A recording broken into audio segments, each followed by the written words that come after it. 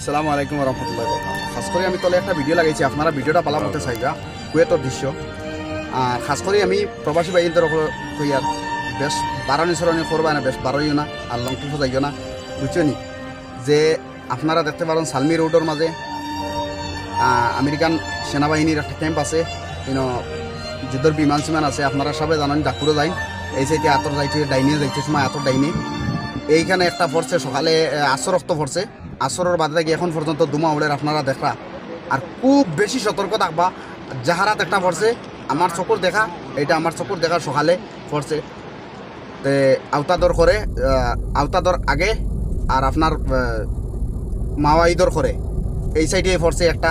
গতিকে আরও কিছু জায়গাত পড়ছে আর বাদে আপনারা দেখতে পারা এয়ারপোর্টের মাঝে হয়েছে, এয়ারপোর্টের মাঝে।